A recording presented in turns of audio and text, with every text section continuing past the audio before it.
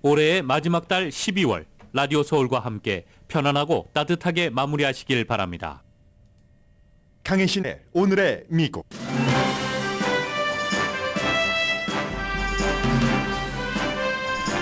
현직 대통령의 아들이 의사당 앞에서 자신이 받고 있는 혐의와 그와 관련된 아버지와의 관계에 대해 국민에게 밝혔습니다. 대통령 아들의 처음 있는 입장 발표에서 헌터 바이든은 아버지와 자신의 사업은 관계가 없고 자신이 소환장을 받은 청문회가 공개적으로 진행돼야 한다고 주장했습니다. 젤렌스키 우크라이나 대통령이 미국 의원들을 직접 만나면서 우크라이나 지원을 요청했지만 현재 미션 임파서블입니다. 바이든 대통령은 크렘린이 운영하는 방송 진행자는 공화당 정치인들에게 잘하셨습니다. 이렇게 방송했다고 인용하고 러시아 선동가들에게 축하받고 있다면 다시 생각해 볼 일이라고 지적했습니다. 러시아계 주이시 미국인인 워싱턴 포스트 칼럼니스트 막스 부트 씨는 공화당이 우크라이나를 지원하지 않는 걸 보니 미국인인 게 부끄럽다고 썼습니다. 유엔 총회에서는 가자 지구에서 즉시 인도주의적 휴전을 촉구하는 표결에서 반대한 국가는 미국을 포함해 10개국 뿐입니다. 휴전에 찬성한 나라가 153개국, 기권이 23개 나라인데 10월 표결보다 휴전 찬성이 많아졌고 반대는 줄어들었습니다. 바이든 대통령은 이스라엘 무조건 지지라는 입장을 바꾸기 시작했습니다. 국제사회 여론은 하루아침에 달라질 수 있다고 이스라엘에 경고했습니다. 28차 유엔 기후변화 회담에서 역사상으로 처음 오일, 가스, 석탄과 같은 화석 연료에서 벗어나자는데 참가국이 만장일치로 동의했습니다. 팁 인플레이션과 팁 피로 증후군 같은 말이 널리 퍼져 있지만 미국인들은 이번 할러데이 시즌에 팁을 넉넉히 줄 계획입니다. 에티켓 전문가들은 우편 배달부부터 내니에 이르는 직업군에게 팁을 어느 정도 주는 게 좋다는 조언을 합니다. 양로원도 포함해서입니다. 여러분 안녕하십니까? 오늘의 미국 강혜신입니다. 제가 오늘의 미국 그리고 뉴스를 라디오 서울 방송에서 수십 년 동안 담당을 해왔지만 이런 모습은 처음 봤습니다. 오늘 아침에 의사당 앞에 미국의 현직 대통령의 아들이 이제 연단을 마련하고 나와서 본인의 입장을 발표를 했습니다. 아직은 투표가 진행되지 않았는데 공화당 하원이 바이든 대통령을 탄핵하기 위한 그 절차죠. 절차상의 과정을 오늘 투표하고 이제 뉴 이어스 그때까지 쭉 그 휴일을 맞게 됩니다. 공화당 의원이 지금 다수당이기 때문에 이번 투표는 과반수만 있으면 되니까 공화당 의원 3명이 여기서 찬성을 해주지 않아도 바이든 대통령 탄핵을 진행하는 것을요. 그래도 그 통과가 됩니다. 3표만 잃어버리면 통과가 되는 겁니다. 그런 것을 하기 위해서 직전에 이제 그 헌터 바이든이라는 대통령의 아들에게 소환장을 보냈는데 이 아들이 소환장을 받고 의사당까지 가기는 갔는데 소환해서 내가 사업으로 잘못한 거 여러 가지 문제 등에서는 나의 잘못이긴 하지만 그게 아버지의 탄핵과 무슨 연관이 있는가 이렇게 국민에게 얘기를 해버린 겁니다. 그리고 나는 여기 나와 있긴 하지만 이것을 공개로 해야지 증언을 한다. 왜냐하면 비공개로 이제까지 지난 몇 년 동안 공화당이 수없이 본인의 모든 것을 예를 들어 불법으로 가져가기도 하고 또 그 가져간 자료를 조작도 해서 나를 인간 악마화 했는데 설령 내가 잘못한 점이 있다 하더라도 내 아버지와는 아무런 상관이 없다. 이렇게 얘기하고 공개적으로 청문회를 하면은 나는 모든 질문에 답변을 할 것이지만 비공개는 지금까지 공화당이 했었던 여러 가지 조작 때문에 나는 비공개 청문회에는 나가지 않겠다라고 얘기를 했습니다. 공화당은 아버지의 아들에 대한 그 사랑의 불을 끄고 암흑으로 이제 이끌고 있다. 사실은 나의 부모님이 나의 생명을 구했다고 얘기를 하면서 인생에서 실수한 부분을 인정을 했습니다. 내 책임이고 부끄러운 일이고 내가 중독에 빠져서 재정 상태에 대해서 극도로 무책임한 것이 사실이지만 그러나 이를 탄핵 사유로 제시하는 것은 너무나 아버지 탄핵 황당무계하다. 공화당은 아버지를 당황하고 피해를 주기 위해서 나를 모두 그 비인간화하는 것을 몇 년 동안 해왔는데 내가 또 중독에서 극복하기 위해서 싸우는 것에 대해서 비웃었고 평생을 어떠한 그 공직자로서 봉사한 아버지를 당황하게 하고 그의 명예를 손상시켰고 이 아버지에 대한 내가 했었던 일에 대해서 아버지에 대해서 탄핵을 해야지 된다는 터무니없는 그리고 왜곡된 조작된 이런 것 거짓말에 근거한 것 이것을 이제 비난을 했습니다. 그래서 아버지와 본인이 우크라이나에서 일해서 돈 번 것, 중국에서 일해서 돈 번 것, 그게 전혀 증거가 없다는 것을 얘기를 하면서 왜냐하면 아버지가 인볼브하지 않았다. 이게 이제 아들의 얘기거든요. 헌터 바이든의 얘기를 들어보십시오. 저는 아버지랑 목소리가 똑같아서 처음에 일하다가 그 바이든 대통령이 무슨 말인가 하는가 하고 텔레비전을 봤더니 바이든 대통령의 아들 헌터 바이든이었습니다. My father was not financially involved in my business, not as a practicing lawyer, not as a board member of Burisma, not in my partnership with a Chinese private businessman, not in my investments at home nor abroad, and certainly not as an artist. 네, 지금 이제 본인에 대해서 그동안 공화당이 주장했었던 모든 것을 다 묶어서 얘기를 하는군요. 아버지는 내 사업에 재정적으로 관여하지 않았고 변호사로서 나의 변호사로서 활동한 것도 아니었으며 브리즈마 우크라이나의 에너지 회사의 이사회 멤버도 아니었고 본인의 얘기였다는 거죠. 중국의 그 민간 사업가와 파트너도 아니었고 본인이 한 일이고 해외 투자 뭐 이런 것을 한 것도 아니고 확실히 예술가로서도 아닙니다. 아버지는 본인이 이제 그림을 그려서 뭐 대통령의 아들이라는 이유로 비싸게 팔았다 이런 것에 대한 공격에 대해서 말을 한 거죠. 그래서 이제 체리피킹이라고 얘기를 하죠. 뭐 여기저기서 조금씩 이렇게 뜯어다가 개인 정보도 훔쳐서 조작을 해서 나에 대해서도 공정하지 않게 했는데 나의 개인이나 프로페셔널 라이프를 많이 손상시켰는데 이제 아버지의 아들에 대한 사랑까지도 이렇게 짓밟는 것은 부끄러운 일인지도 모른다라고 얘기를 하면서 지난 5년 동안 조사를 했는데 법적으로 뭔가를 공화당이 가져오지 못한 것이 사실이다라고 얘기하면서 나는 지금 의사당 앞에서 이런 얘기를 했습니다. 나는 지금 청문회에 나갈 준비가 돼 있다. I'm ready. 그러나 이건 공개 청문회여야지 된다. 비공개 청문회는 믿을 수가 없다. 그 안에서 일어난 말을 요리조리 빼고 조합하고 해서 또다시 나만을 악마화할 것이니까 이렇게 얘기하면서 나는 여기 있다. 공화당은 뭘 두려워하느냐. 청문회는 공개 청문회로 해야지 된다라고 헌터 바이든이 말했습니다. Here I am, Mr. Chairman. Well, I've chosen. I am here to testify at a public hearing today to answer any of the committee's legitimate questions. Republicans do not want an open process where Americans can see their tactics. 네, 공화당은 지금 이제 오픈 공개적으로 이런 것을 하기를 원치 않는다는 그런 얘기를 하고 있죠. What are they afraid of? 뭘 I'm 두려워하느냐? here. 내가 여기 I'm 있는데, ready. 난 준비됐는데, 그러니 공개 청문회를 하면 나는 나가고 비공개 청문회는 나가지 않는다. 어차피 또 그 자료를 조작하고 이 지금 공화당에선 청문회 하고 나서 모든 것을 공개한다고 했는데 그걸 믿을 수 없다. 뭐 이렇게 주장을 했고요.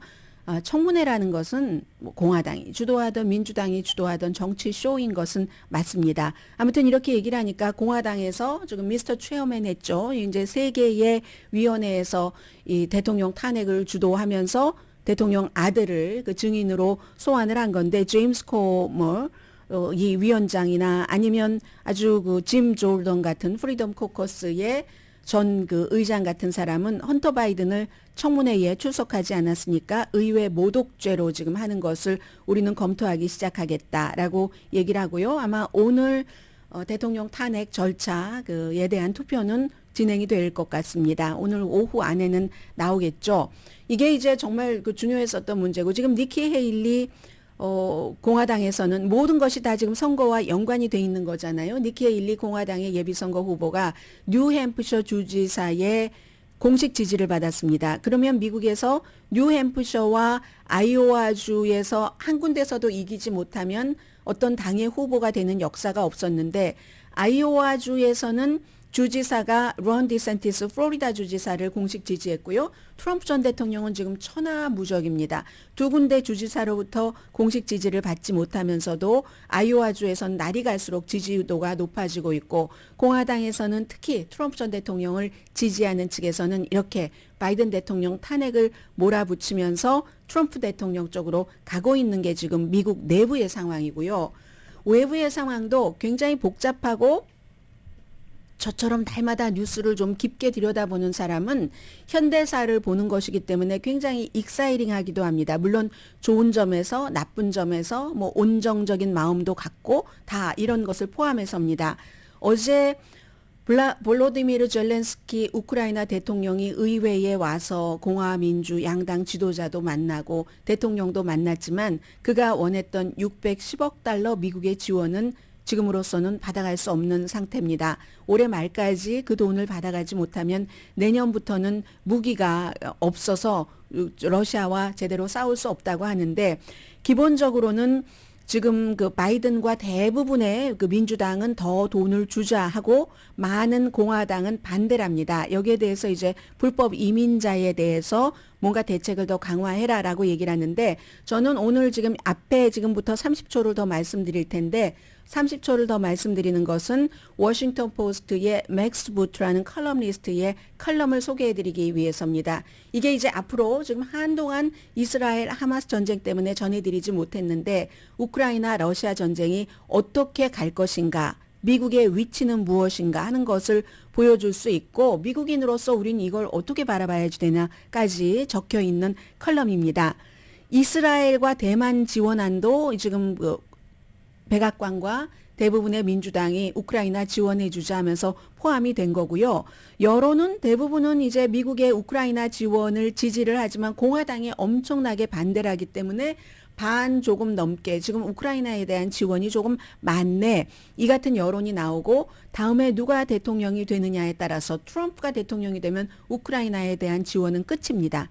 본인이 우크라이나 젤렌스키에게 전화 걸어서 바이든이 후보일 때 그 아들과 좀 전에 헌터 바이든이 얘기를 했지만 여러 가지 그 브리즈마라는 에너지 회사 등등 그 스캔들 좀 조사 좀 해. 한 것 때문에 탄핵을 받았기 때문에 트럼프는 백악관에 들어가면 안 한다고 공약을 했고 지금 당장 협상해라. 당장 협상하면 우크라이나가 뺏긴 땅을 다 러시아에게 줘야지 됩니다. 한 20% 정도 뺏겼습니다. 전체 우크라이나 땅에 크림반도까지 포함해서요. 크림반도는 2014년도에 우크라이나가 가져갔고 이 크림반도 가져간 것도 이 그 트럼프 전 대통령은 그거 뭐 러시아가 갖는 게 맞는 것 아니야? 이렇게 얘기를 했습니다. 바이든 대통령은 이제 이러한 일들에 대해서 어제도 그 돈을 지원해 주지 않았습니다. 그랬더니 러시아에서 정말 무슨 모스크바의 방송 같은 데서는 너무너무 신나하면서 공화당 너무 잘했다라고 얘기를 하거든요. 그러니까 그 방송들은 국영 방송들은 그 블라디미르 푸틴의 푸들이잖아요. 역사는 그 자유민주주의에 대의에 등을 돌린 사람들을 가혹하게 심판할 겁니다. 뭐 이 정도 얘기를 했고요. 공화당의 우크라이나 포기는 내가 미국인이라는 걸 창피하게 만든다. 이건 맥스 부트라는 사람이 한 서너 살 때 캘리포니아 쪽으로 왔습니다. 아버지, 어머니, 할머니, 할아버지 때가 러시안주의십니다. 그쪽에서 스탈린 치하에서 살았던 사람이에요. 그래서 이제 이 사람은 어렸을 때지만 그래서 이제 미국으로 한 3살인가 4살 때 캘리포니아주로 와서 뭐 여러 가지 뭐 특히 국제 정치 이런 것을 공부를 많이 했고 한국에 대해서는 한국이 핵을 가져야지 된다고 주장을 하는 사람입니다. 그리고 UC 버클리를 다녔는데 이 맥스 부트 씨가 UC 버클리 학교 신문에서 일을 했는데 그 학교 신문에서 일하면서 유일하게 지금까지도 보수였다는 그런 얘기. 뭐 대학이 워낙 진보잖아요. 더군다나 UC 버클리니까. 그런 맥스 부트 씨가 쓴 칼럼으로 지금부터 내년까지의 우크라이나와 러시아 전쟁에 관한 것, 미국의 입지 같은 것을 전해드리겠습니다. 내가 미국인이라는 사실이 부끄럽다는 것을 자주 느끼진 않습니다. 그런데 상원이 하원도 아니고 우크라이나에 긴급하게 필요한 지원, 이스라엘에 140억 달러, 우크라이나에 610억 달러, 그리고 국경 안보에 200억 달러를 책정을 해놨습니다. 대만 그쪽에 뭐 한 74억 달러인가를 책정을 해놨고요. 이것을 거부했을 때 저는 미국인인 게 부끄러웠습니다. 이전에 우크라이나에 대한 지원을 지지했었던 사람들을 포함해서 모든 상원 공화당 의원들은 우크라이나를 지원하지 않기로 투표를 했습니다. 그들의 입장은 미국이 아니 우리 국경부터 지켜야지, 멕시코 남부 국경부터 엄격하게 지켜야지, 왜 우크라이나와 러시아의 국경부터 지켜주지? 이 우리 국경을 먼저 지키지 않으면 한 푼도 우크라이나에 돈을 줄 수 없어. 이런 입장이었습니다. 그런데요, 맥스 부투시의 얘기입니다. 진지한 정당이나 진지한 국가는 세계의 위기 상황에서 그렇게 행동하지 않습니다. 1941년 프랭클린 D 루즈벨트 대통령이 이렇게 말하는 것과 같습니다. 민주당이 사회보장법을, 뭐 그 사람은 민주당이지만 집권 현재 대통령이니까요.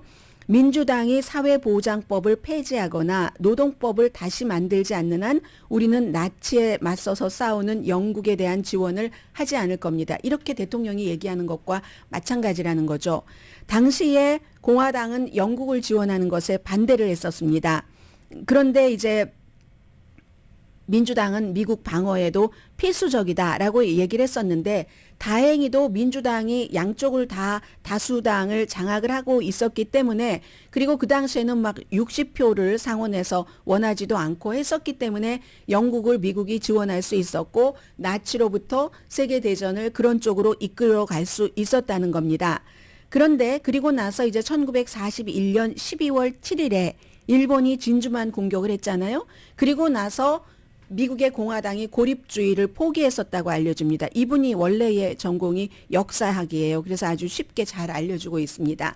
그래서 미국이 1941년 이후에는 미국이 공격받고는 고립주의를 피했고, 그전에는 영국 지원하는 거 우리가 왜 그 먼 거기까지 하면서 그거를 이제 반대를 했다가 그랬는데, 그런데 이제 냉전이 끝나고 나서 9.11 테러리스트 사건이 있었고, 이라크, 아프가니스탄 전쟁이 끝난 뒤에는 공화당은 점점 고립주의로 돌아간다는 겁니다. 트럼프 전 대통령도 아메리카 퍼스트가 결국은 고립주의거든요. 과거에 어떤 유럽의 독재자들이 했었던 그런 것들입니다.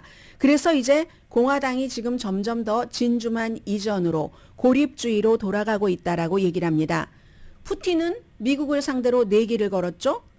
그가 틀렸다라는 것을 증명을 해야지 될 때 미국의 공화당이 그가 맞았다라는 것을 증명을 해주고 있다는 겁니다. 미국과 유럽이 우크라이나 지지를 점점 멈춰서 본인이 더 많은 우크라이나 땅을 차지하고 더 유럽 쪽으로 넘어가면서 유럽과 미국의 민주주의 가치를 무너뜨리고 세계 질서를 이란이라든가 중국과 같은 나라와 러시아가 같이 세계 질서를, 새로운 질서를 만들어 간다는 거, 이거 틀렸다는 걸 증명할 때인데, 그런데 당의 지도자라고 얘기를 합니다. 도널드 트럼프가 당 외에 있지만 그런 도널드 트럼프 전 대통령을 포함해서 고립주의자들이 사용을 했었던 미국 우선주의, 아메리카 퍼스트 슬로건을 계속 이렇게 수용을 하면서, 예전에 찰스 린드버그가 나치에 대해서 독일 나치에 대해서 동정적이었잖아요. 그래서 당했죠. 엄청나게 1930년대 고립주의자들이 그랬던 것처럼 트럼프도 블라디미르 푸틴에 대해서 또 러시아에 대해서 굉장히 심정적으로 가까이 가고 있잖아요. 그리고 나서 이 같은 그 정치인들을 따라서 많은 사람들 여론도 실제로 움직이기도 했고, 그 여론은 지금 공화당이 우크라이나를 도와주지 말아야 된다는 것이 훨씬 높다는 것을 알려줍니다. 그리고 이 칼럼니스트 본인 말씀드린 것처럼 러시아계 주의십니다.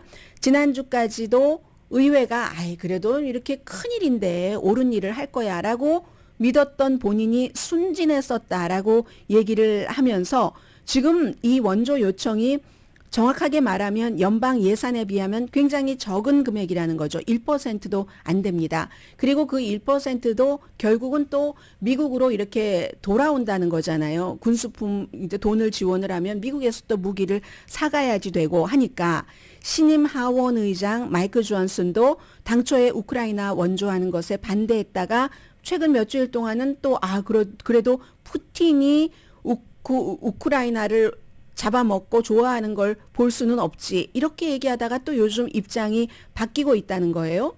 더군다나 미치 매코넬 그 공화당의 연방 상원 의원은 이 의원은 지난달에 무슨 말을 했냐면요. 우크라이나를 돕지 않는다는 것이라는 걸 알게 된다면 로널드 레이건이 무덤에서 벌떡 일어날 것이다 라고 얘기를 했었거든요.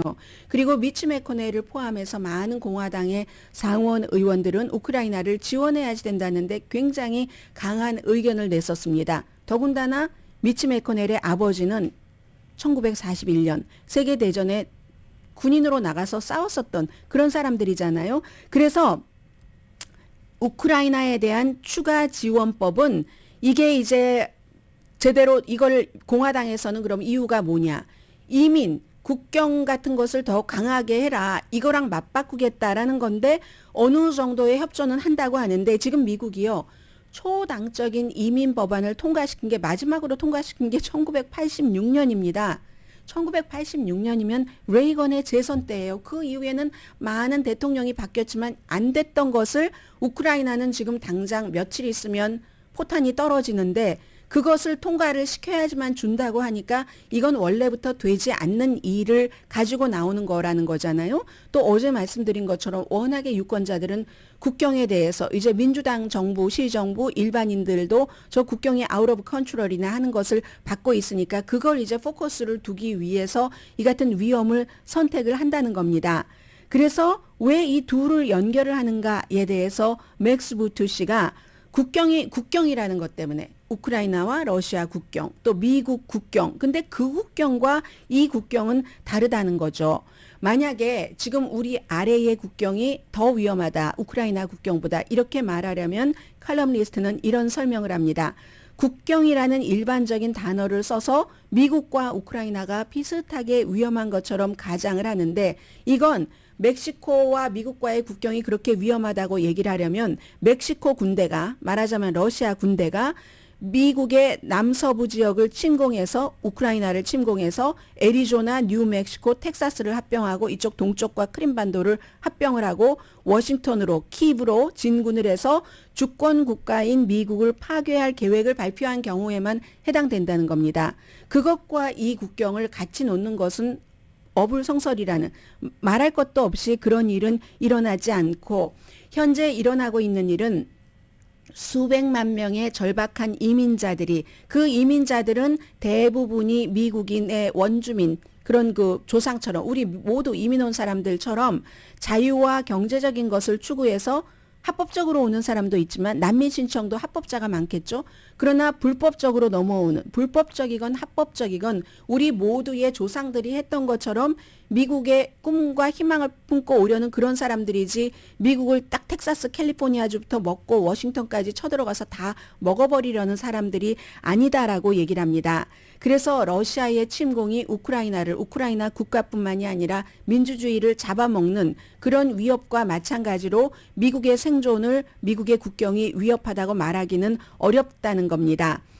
이런 지적을 하면서 민주당과 공화당이 우크라이나 자금 지원에 대해서 합의할 도달 가능성 지금으로서는 좀 가능성이 전혀 없는 건 아니지만 굉장히 어두워 보인다. 그럼에도 불구하고 우크라이나 사람들은 계속 싸울 것이고 미국이 지원을 할지 안 할지 그 사이에 유럽도 지금 헝가리 때문에 힘들게 됐잖아요. 특히 마가 공화당이 가장 좋아하는 외국 지도자가 헝가리의 독재자입니다. 빅토르 오르반입니다. 트럼프 전 대통령과 똑같습니다.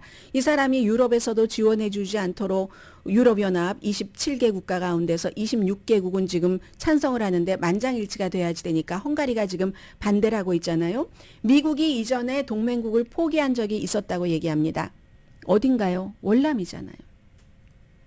아프가니스탄 포기한 적이 있었는데 포기하고 나서 미국이 그 치렀던 대가는 엄청나고 이번에는 우크라이나를 지원하는 그 비용이 훨씬 낮다는 겁니다. 더군다나 지상군이 우크라이나에 가서 싸우지 않으니까 그렇기 때문에 지금 우크라이나는 1945년 2차 대전 끝나고 한국 해방되고 그 이후에 유럽이 겪은 최대 규모의 전쟁을 벌이고 있는데 만약에 실패한다면 블라디미르 푸틴은 용기를 내서 발트해 여한 공화국, 나토 회원국인 폴란드까지도 공격할 수 있고 그 뒤에 눈치를 보고 알고 있던 시진핑이 대만을 공격을 하고 그 밖에 다른 독재자들도 자신들의 공격에 대담해질 것이라는 겁니다. 그러면 정말로 우리는 진주만 이전의 세계로 돌아갈 것인데 그렇게 될 때는 공화당의 고립주의 덕분 때문이다. 의회가 방향을 바꾸지 않는 한 머지않아 동맹국들의 동맹국들을 전부 학살의 대상으로 몰아넣고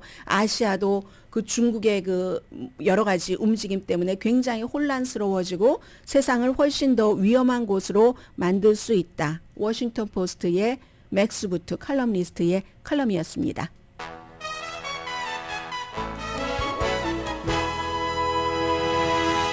전세까지는 말씀도 못 드렸네요. 전세를 말씀드리면 막 그 소설처럼 긴박감도 있고 참 우크라이나를 놓고 이렇게 말씀드리면 죄송하지만 저는 또 방송하는 사람이니까 여러분들께서 계속 이 방송을 끝까지 들어주시기를 원하는 마음에서 그런 표현을 했습니다. 한데 시간이 있으면 오늘 전세까지를 좀 말씀을 드리고요. 오늘의 미국은 전문가가 추천하는 이민법, 가정법 전문 제인정 종합법률사무소, 총 20억 달러 승소, 교통사고와 상해 전문 브라이언 타필라와 CG 변호사 그룹, 코지다운 갤럭시 이불은 잠이 솔솔 오게 하는 기능성 거위털 이불로 독일 회사와 함께 생산합니다. 코지다운 공동 후원입니다. 잠시 뒤에는 한국과 미국, 영국, 독일 입장들이 막 얽혀 있는 이슈 전해드립니다.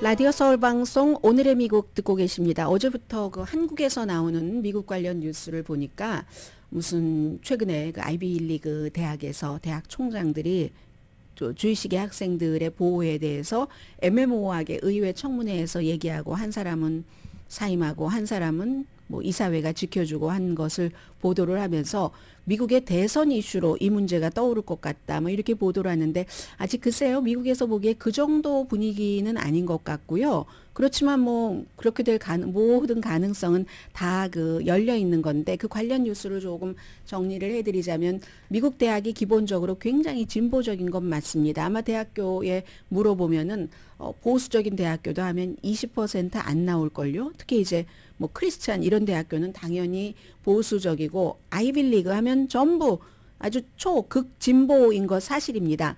그런데 진보인 것 사실이면서 대학이라는 곳이 기본적으로 학문의 자유도 있고 표현의 자유도 있잖아요. 그런데 이번에 문제가 된 것은 더군다나 이 문제가 대학교 내부에서 학생들이나 교수에 의해서 나온 게 아니라 의회에서 공화당 정치인들에 의해서 친이스라엘 쪽인 이런 분위기에서 나온 것이기 때문에 굉장히 문제가 되고 있는데요.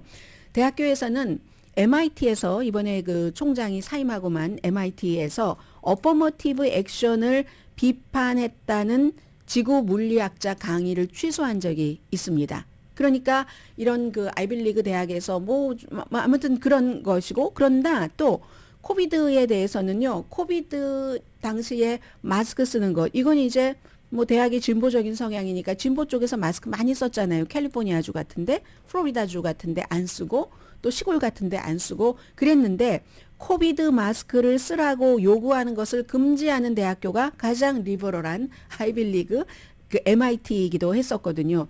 이게 두 가지가 되는 거잖아요. 만약에 마스크를 쓰는 것이 한국 분들은 대체적으로 내가 불편해도 상대방을 좀 생각해서 상대방이 내가 마스크 안 쓰면은 좀 불편해하니까 쓰기도 하지만 미국 사람들은 무척 미국 사람들의 기본적인 것이 좀 개인주의 성향이 강한 것이 사실이잖아요. 그래서 그런 면도 있지만 내가 이 마스크를 쓰는 것이 불편하다고 생각할 수도 있고 그리고 왜 나에게 그런 걸 쓰라고 압박을 하지? 이렇게 생각도 할 수 있잖아요. 그러니까 마스크를 쓰라고 강요하지 않은 대학교가 MIT. 틀린 게 아니죠. 어느 쪽도. 다만 이걸 정치인들이 정치적으로 몰고 갈 때 거기에 속지 않는 게 일반인으로서는 중요한 거고요. 우선순위가 다를 뿐입니다. 그리고 그 우선순위는 자라온 문화라든가 집안 환경에 따라서 많이 달라질 수 있겠죠. 전쟁은 다르다. 뉴욕타임스가 지적을 한 건데요. 많은 주이시 학생들이 그 주이시들이 보통은 이제 민주당 쪽에 표를 많이 하고 진보적이지만 이번 이 전쟁에 있어서의 주이시 학생들은 보수 쪽과 뜻을 같이 하죠. 대학이 굉장히 위선이다. 어떻게 학생들이 학교에서 시위하면서 유대인들은 과거에 이러이러한 일을 했으니까 정말 학살당해 마땅해 이런 심각한 구호까지 외치는데 학교가 그걸 가만히 두고 보느냐라고 얘기를 하죠. 그러나 팔레스타인계 학생들은 또 진보 쪽이 팔레스타인계 학생들과 많이 손을 잡고 우리도 위험하다. 왜 이스라엘계 학생들만 주이시 학생들만 그렇게 보호를 하냐. 우리는 이미 이런 시위를 했다고 미래에 일자리도 잃고 우리 예를 들어서 뭐 조국 국가가 없으니까 조국이라고 부를 수도 없는 슬픈 사람들이네요. 가자지구나 서한지구에서 자신들의 땅도 아니면서 들어와서 나라 만들고 우리를 여기저기로 돌리고 처형하고 하는 그런 이스라엘에 의해서 고통받는 왜 그런 것에 대해서 얘기를 안 하느냐. 그리고 주이시 학생들과 똑같이 팔레스타인계 학생들도 위험함을 느낀다는 겁니다. 10월 7일 이후에 가자지구에서 수천 명의 목숨을 앗아간 하마스를 비판할 수 있다면 그렇다면 그 이후에 수천 명이 아니라 이젠 수만 명이 될 겁니다. 결국은 수만 명 이미 뭐 2만 명 가까이 되는데 이 수만 명을 죽이고 학살하고 그런 이스라엘은 왜 비판하지 않는가? 그리고 그러면 또 주이시 학생들은 아니 왜 전쟁을 할 때 이스라엘에만 인권을 지키라고 해? 오히려 중국이라든가 러시아, 사우디아라비아, 이집트, 하마스의 인권 기록보다 우리 이스라엘의 인권 기록을 더 중요하게 생각하는 것 같아. 끝없는 전쟁입니다. 이건 끝없는 전쟁이에요. 그리고 뭐 예를 들어서 뭐 강부터 뭐 바다까지 뭐 어쩌고 저쩌고 얘기를 하면 이스라엘이 하면은 옳고 이스라엘은 이미 남의 땅을 그렇게 차지하고 있고 팔레스타인이 그럼 원래 우리 땅을 찾아서 나라로 독립을 하겠다는데 이게 왜 안 되냐. 이렇게 해가지고는 이게 도저히 끝날 수 없는 논쟁이라는 거죠. 그래서 이제 대학교 총장들이 그 발언에 대해서 인티파다에 대해서도 항쟁, 민중봉기 이런 것에 대해서 하면은 주이시 학생들이 위험할 수 있으니까 학교 규정에 어긋나느냐라고 얘기를 할 때 그게 상황에 따라 다른데요. 라고 얘기를 해서 뭐 쫓겨나라고 하는 거잖아요. 누구는 그렇게도 말하더군요. 네, 어긋납니다. 그렇지만 이게 이런 상황도 있습니다. 이렇게 얘기했으면 좀 낫을 텐데 처음부터 상황에 따라서 다릅니다를 얘기를 했기 때문에 문제가 여기까지 왔다라고도 하는데 어쨌든 대학 지도자들이 굉장히 난처한 입장에 놓이게 됐다는 거죠. 본인들의 어떤 그 정치적인 생각이 어떻든지 간에 항상 뭐 좀 중립적으로 말을 해야지 되고 지금 대학에서 이 문제를 어떻게 해야지 되느냐 하는 것을 정립하는 중인데 답이 앞에 말씀드린 것처럼 쉽지 않다는 거죠. 그러니까 이제 하버드 대학교 총장 같은 경우도 그 같은 말이 직접적으로 학생들에게 위협이 된다던가 괴롭힘, 폭력으로 이어지면 그건 처벌 대상이다. 그렇게 안 됐어도 지금 처벌했습니다. 팔레스타인계 시위를 하는 학생들을 하버드 대학교에서요. 아무튼 그래서 굉장히 어렵다는 거죠. 며칠 전에 말씀드린 표현의 자유라는 겁니다. 이게 행동으로 누구에게 위험이 되지 않는 한 뭐 팔레스타인들이 핍박을 받고 있어. 이렇게 얘기를 하는 것도 정치적인 표현의 자유라고 얘기를 하는 그런 헌법 전문가들이 많은데 주이시 학생들을 이걸 위협으로 느낀다는 거죠. 이스라엘 사람들의 대학살이라는 위협으로 느끼게 된다. 그래서 결론은 두 개의 나라가 아니고는 이거는 해결될 수 없는 것이다. 뭐 이런 생각이 들고요. 벤자민 네탄야후는 전쟁을 길게 가져가길 원합니다. 본인이 그렇지 않아도 아슬아슬한 상황에서 이 전쟁 때문에 우파의 지원을 받아서 살아남고 있는 건데 그런데 그렇게 길게 갈 수 없을 것 같아요. 우크라이나 전쟁과는 달리 이건 몇 주일 안까지 그 이상은 가기 힘들 것 같다. 이런 생각은 들고요. 지금 유엔에서 먼저 이 얘기부터 드리면요. 바이든 대통령이 벤자민 네탄야후에게 하루아침에 여론이 등 돌릴 수 있으니까 살살해라. 가자지구에서 이렇게 경고를 했습니다. 국제사회의 지원을 잃는다고 네탄야후에게 경고했는데 제가 볼 때는 역설적으로 본인에 대한 경고이기도 합니다. 본인도 지금 마찬가지죠. 미국 내부에서도 그렇고 미국 외부에서 어떻게 고립됐는가. 미국이 어제 유엔에서 이스라엘군은 그 사이에 이제 그 터널에 쫙 그 물을 집어넣기 시작했거든요. 지중해 바닷물을 그 솔티한 물을 한 300마일 된다는데 그러니까 이스라엘에서 인질 가족들이 반발을 하죠. 인질 가족들이 아니 우리 인질들이 하마스와 같이 있는데 거기다 물을 집어넣는다고 이렇게 얘기를 하면 또 어떤 분들은 뭐가 몇십 명, 100여 명 정도 숨지고 이렇게 얘기하면 그분 가족이 아니니까 그런 얘기를 하실 수 있는 것이라고 생각이 되고요.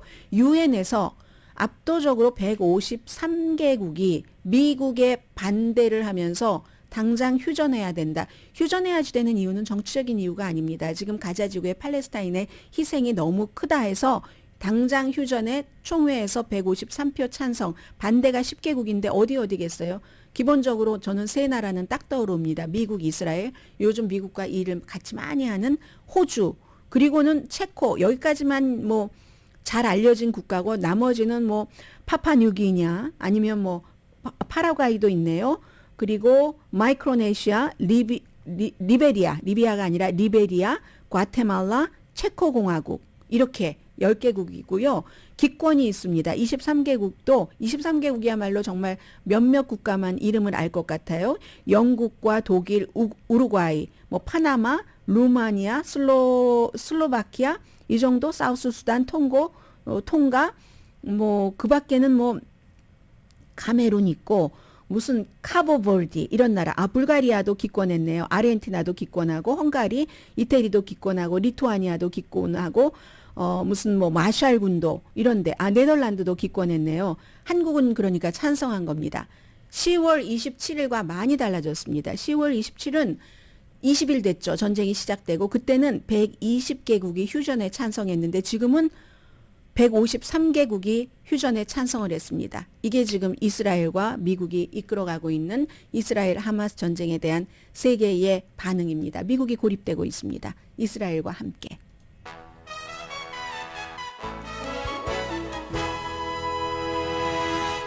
라디오 서울 방송 오늘의 미국 듣고 계십니다. 팁에 대해서 좀 말씀드리겠습니다. 연말 연시기 때문에 뭐 팁 인플레이션, 팁 피로 증후군 이런 얘기들 많이 하시죠. 밖에 나가서 먹으면 음식값도 비싼데 거기다 팁 노 해서 투고해서 드시는 분들도 많이 계시는데 할러데이에는 미국 사람들이 대체로 팁을 보통 때보다 넉넉히 준답니다. 예를 들어서 그 퍼스널 금융 사이트인 뱅크레이트가 조사를 했더니 15%가 팁을 보통 때보다 늘린다는 계획이고요. 44%는 똑같이요. 13%는 오히려 줄일 것이다. 23%는 지난해 할러데이에도 뭐 특별히 할러데이라고 주지 않았고 올해도 마찬가지다라고 얘기를 하는데 응답자의 68%는 역시 우리 아가가 최고예요. 내니에게는 팁을 주고 대체적으로 한 46%는 일주일 정도 받는 금액을 준답니다. 28%는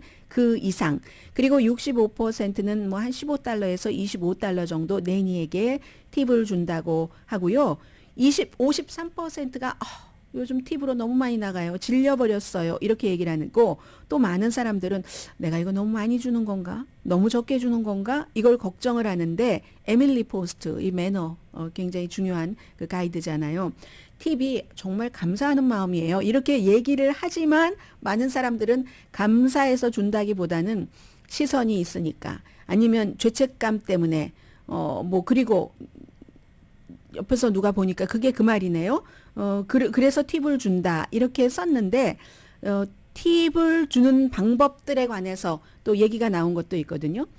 우편 배달부. 저도 이걸 어떻게 해야지 되는가?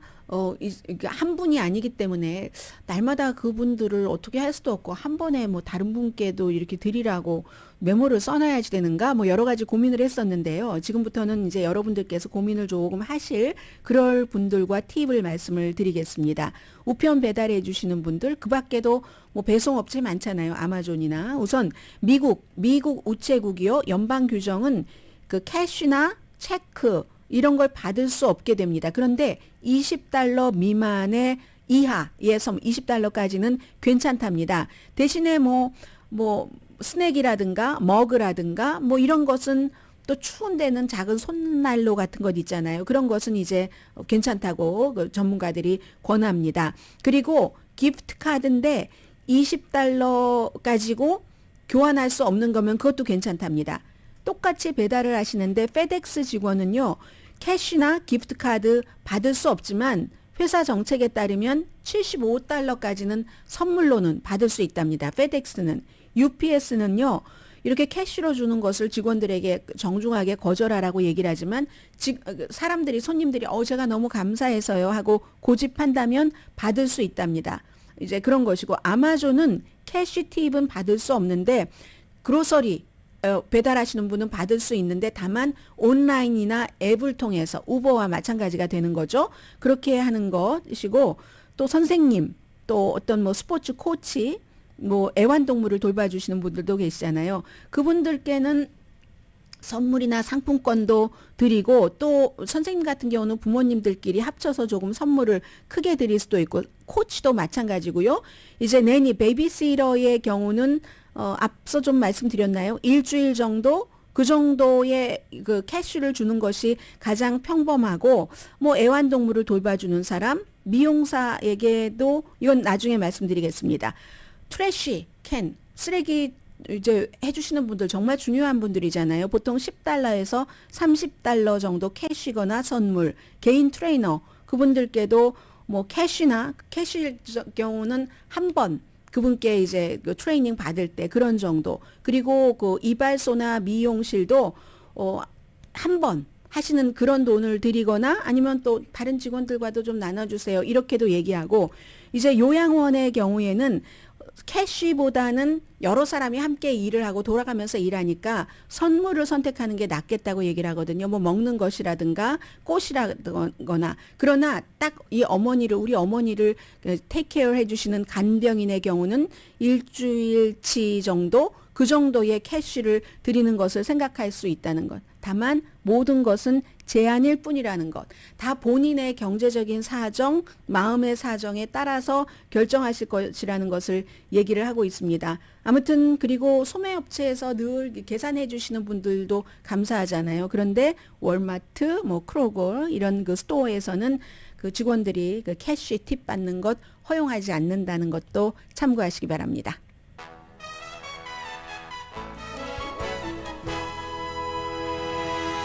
라디오 서울 방송 오늘의 미국 듣고 계십니다. 198개국이 참여한 끝났습니다. 이제 그 UN 28차 기후변화 정상회의에서 처음 있었답니다. 역사상 화석연료로부터 벗어나자 하는데 만장일치로 통과를 시켰습니다. 이게 뭐 어제까지만 하더라도 유나이티드 아랍에미레이츠가 뭐 좀 거부한다 해서 문제가 됐었는데 결국은 그렇게 하면서 조금씩 서로 양보를 받아내는 겁니다. 그 화석연료는 없앤다. 오일 뭐 그밖에 뭐 여러 가지를 이제 이거는 이제 세상에서 어쩔 수 없는 그 추세인 거잖아요. 화석 연료를 없애는 것은.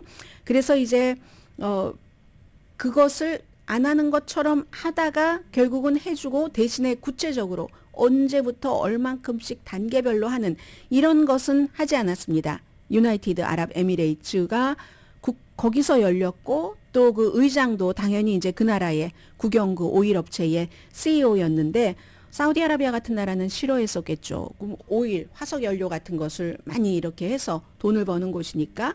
그리고 대신에 아프리카 같은 나라에서는 우리는 정말 개발도 하지 않았고 오염도 만들어내지 않았고 피해만 받는데 하면서 서로의 입장이 다르잖아요. 그러니까 그 중간에서 아무튼 앞으로 10년 동안 어떻게 할 것인가. 우리가 산업화 시대가 되기 전보다 기온을 섭씨 1.5도까지만 높이도록 모든 것을 하겠다는 것이고 올해가 이제 지구 온도가 기온이 가장 높았던 때여잖아요. 그래서 이제 어제 유나이티드 아랍에미레이츠의 그 의장이 술탄 아흐메르 알 자베르가 결국 이런 만장일치로 우리 앞으로 뭐 석탄, 오일 이런 화석 연료 이제 끊는 겁니다. 이렇게 얘기를 하자 막 만장일치로 기립박수를 받았었고 또 화석 연료를 끝내자 하는 그 종말의 시작, 지금부터 시작하는 거잖아요. 그 시작까지 오는데 30년이 걸렸다. 이런 얘기들 많이 했고요. 허점도 많죠. 앞서 말씀드린 것처럼 언제부터 어느 나라는 얼만큼 구체적인 것은 없고 대의에만 합의를 했다는 게 그 허점이고, 그리고 뭐 북극 사라지는 것, 여기에 대해서도 구체적으로 논의가 없었다고 하거든요. 북극이라는 게 지금 다른 지역보다 4배나 빨리 기온이 올라가고 있는데 그래도 하기는 했다, 이렇게 끝났다 하는 건 말씀드리고요. 시간이 조금 있으니까 앞서 전해드리려고 하다가 전해드리지 못했었던 것 좀 전해드리겠습니다. 지금요 정말 큰 문제입니다. 왜냐하면 이제 러시아가 우크라이나 전쟁에서 이겨버리면 그 다음에 중국이 대만을 흔들면 한국인들 안전하겠습니까? 여러 가지로 굉장히 불편해지잖아요. 미국, 중국 사이에서, 그리고 그 지정학적으로도 굉장히 아주 옴짝달싹하기가 힘들어지는 그런 상황인데, 지금 전세와 예측을 말씀드리면 우크라이나는 노력하겠죠. 미국에서 지원하지 않아도, 유럽연합에서 지원하지 않아도 나라의 땅을 20%를 잃어버리고 가만히 있을 나라가 어디 있겠습니까? 그러나 미국 같은 나라는 이제는 조금 이제 좀 협상을 했으면 좋겠다. 휴전 협상이죠. 하기는 하는데 휴전 협상을 하려면 좋은 고지에 있어서 뺏기는 건 뺏기는 건데 덜 뺏기는 게 우크라이나로서는 중요한 거고, 푸틴은 지금 너무 좋아합니다. 미국과 유럽이 저렇게 인내심을 일래 하면서 어제처럼 미국 공화당이 우크라이나를 지원하지 않는 일이 반복되면서, 그렇게 되면은 유럽 민주주의, 세계 민주주의 무너지고 새로운 세계 질서를, 과거의 우리의 영광, 그래서 푸틴이 인기가 좋은 겁니다. 또 이제 대통령 선거에 나간다고 하잖아요. 군사 상황은 헝가리도 또 유럽연합에서 지원하는 것을 거부하고 하면은 독일도 지금 약속한 지원금을 내는데 조금 힘들어하고 있거든요. 미국의 추가 지원이 없으면 곧 이제 자금이 고갈되고, 여름에 이게 우크라이나가 동부 전선을 돌파하지 못했잖아요. 돌파하지 못했는데 그 이유가 북한이나 이제 이란 때문에 그렇죠. 이란이 특히 드론 같은 것을 러시아에 많이 공급을 해서 그 드론이 성능이 너무 좋아서 우크라이나가 뭔가를 들어가려고 하면은 바로바로 대응을 해버리는 거. 하나 의미 있는 성과는 크림반도에서 러시아 선박을 공격했거든요. 우크라이나는요 해군이 없습니다.